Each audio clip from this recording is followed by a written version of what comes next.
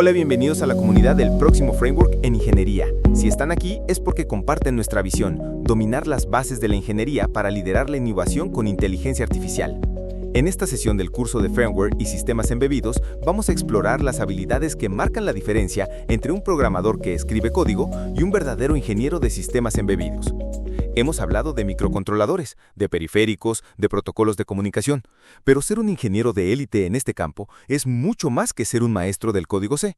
Es ser un detective, un traductor, un arquitecto y un gestor de proyectos, todo en uno. Se trata de las habilidades que actúan como el pegamento entre el mundo abstracto del software y el mundo físico y tangible del hardware. Hoy nos centraremos en 4 pilares fundamentales de este conocimiento complementario. Son las herramientas que, una vez dominadas, les darán una visión completa del sistema y los harán increíblemente valiosos en cualquier equipo. En primer lugar, vamos a hablar del documento más importante y a veces el más intimidante para un ingeniero de firmware, la hoja de datos o como todos la llamamos, el datasheet. ¿Qué es un datasheet? Imagínenlo como el certificado de nacimiento, el documento de identidad, el manual de usuario y el informe médico completo de cualquier componente electrónico. No es una guía de inicio rápido, no es un post de un blog. Es la fuente única y absoluta de la verdad directamente del fabricante. Ignorarla no es una opción, es una negligencia profesional. Aprender a leer un datasheet es como aprender a leer un mapa especializado. Al principio parece una maraña de tablas, gráficos y textos denso, pero una vez que sabes dónde mirar, se convierte en tu mejor amigo. Hay secciones clave que siempre debemos buscar. Está el diagrama de pines o pinout, que es el mapa físico que nos dice qué hace cada una de las patitas del chip. Luego vienen las características eléctricas máximas, una sección crítica que nos dice los límites del componente. Es como la advertencia en una medicina: no excedas este voltaje, no superes esta corriente, no operes fuera de este rango de temperatura o el componente sufrirá daños permanentes. Y luego viene el corazón de la interacción para nosotros, los diagramas de tiempo y los mapas de registros. Los diagramas de tiempo son como partituras musicales, definen el ritmo y la secuencia exactos de las señales digitales para comunicarse con el chip. Para un protocolo como I2C o SPI, te dirán exactamente cuándo la línea de reloj debe subir o bajar en relación con los datos. Si no sigues esta coreografía, la comunicación falla. Finalmente, el mapa de registros. Esta es nuestra cabina de control. Es una lista de direcciones de memoria dentro del chip donde podemos leer su estado o escribir valores para configurarlo. ¿Quieres que un pin sea de entrada? Debes escribir un valor específico en un registro de dirección particular. ¿Quieres iniciar una conversión analógico-digital? Activas un bit en otro registro. Dominar el datasheet es la habilidad que te libera de depender de librerías de terceros y te permite exprimir hasta la última gota de rendimiento de un componente.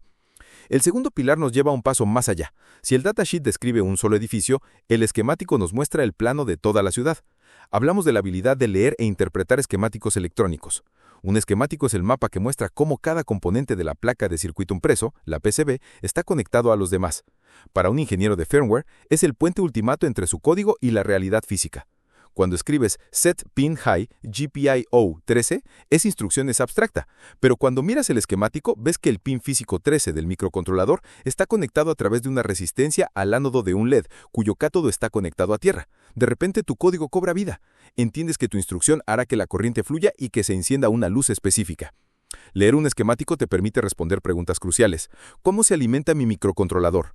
¿Hay resistencias de pull-up en mi bus I2C que puedan afectar a la comunicación? ¿Qué cristal de cuarzo se está usando para generar la señal de reloj del sistema? ¿Están los pines de transmisión de mi UART conectados a los de recepción del otro dispositivo? A menudo un bug que parece ser de software es en realidad un malentendido de cómo está construido el hardware. Un ingeniero que no puede leer un esquemático está programando a ciegas, adivinando las conexiones. Un ingeniero que sí puede, tiene una visión de rayos X del sistema que está controlando. La tercera habilidad clave nos devuelve al mundo del software, pero se trata de cómo lo gestionamos, el control de versiones con Git. En el desarrollo de firmware, el código no vive en el vacío. Está intrínsecamente ligado a revisiones de hardware específicas. El código que funciona en la revisión A de una placa puede no funcionar en la revisión B. Un bug puede aparecer solo en ciertas condiciones y con una versión específica de firmware. Sin un sistema robusto para gestionar estos cambios, el caos está garantizado. Git, en este contexto, es mucho más que un sistema de copia de seguridad, es nuestra máquina del tiempo y nuestra mesa de colaboración. Permite que múltiples ingenieros trabajen en el mismo proyecto sin pisarse los unos a los otros, pero el flujo de trabajo en firmware tiene sus particularidades. La rama principal, main o master, no es para experimentos, debe contener siempre el código de producción, el que ha sido probado exhaustivamente y se sabe que funciona en una revisión de hardware concreta. Para cada nueva funcionalidad, como añadir el soporte para un nuevo sensor, se crea una rama de funcionalidad o feature branch. Se trabaja en ella de forma aislada y solo cuando está completa y probada, se fusiona de nuevo con la rama principal. Y aquí viene una práctica absolutamente crítica en Framework, el uso de etiquetas o tags. Cuando lanzas una versión del producto, creas una etiqueta en Git que apunta al commit exacto de esa versión. Por ejemplo, v2.1.3-hw-ref-c. Esto es un salvavidas. Si un cliente informa de un problema meses después, puedes recuperar el código exacto que se está ejecutando en su dispositivo y reproducir el error. Sin etiquetas, estarías perdido en un mar de cambios. Git nos da el poder de rastrear cada cambio, entender por qué se hizo y asociar de forma inequívoca el software con el hardware para el que fue diseñado. Finalmente, la cuarta habilidad nos permite dar un salto de gigante en complejidad y potencia, la introducción al Linux embebido. Hasta ahora hemos hablado principalmente de microcontroladores, MCUs, que son fantásticos para tareas específicas y de control en tiempo real. Son como trabajadores especializados. Pero cuando necesitas construir un sistema más complejo, como una puerta de enlace para IoT, una cámara inteligente o un robot avanzado, entras en el mundo de los Systems on a Chip o SoCs, y aquí es donde el Linux embebido reina. ¿Por qué usar Linux? Porque te da un comienzo espectacular. Un SoC es básicamente una computadora completa en un chip, con procesadores poderosos, mucha memoria RAM y periféricos complejos. Intentar escribir todo desde cero para un sistema así sería una tarea titánica. Linux nos proviene de fábrica un sistema operativo multitarea, una pila de red completa, sistemas de archivos, drivers para cientos de periféricos estándar como USB, Ethernet o Wi-Fi, pero no es el Linux de tu escritorio, es una versión altamente personalizada. Nuestro trabajo como ingenieros de firmware aquí cambia. En lugar de escribir bucles while 1, nos enfocamos en tres áreas. Primero, el bootloader, como uboot, lo configuramos para que inicialice el hardware básico y cargue el kernel de Linux en la memoria. Segundo, y esto es crucial, el device tree es un fichero de texto que actúa como un esquemático para el software. Le describe al kernel de Linux qué hardware hay en la placa y cómo está conectado.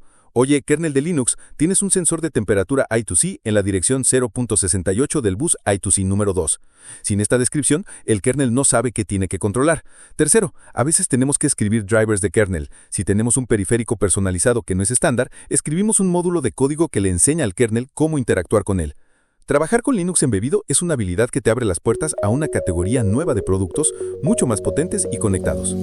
Para concluir, estas cuatro habilidades forman un todo coherente, son las que construyen el ingeniero completo.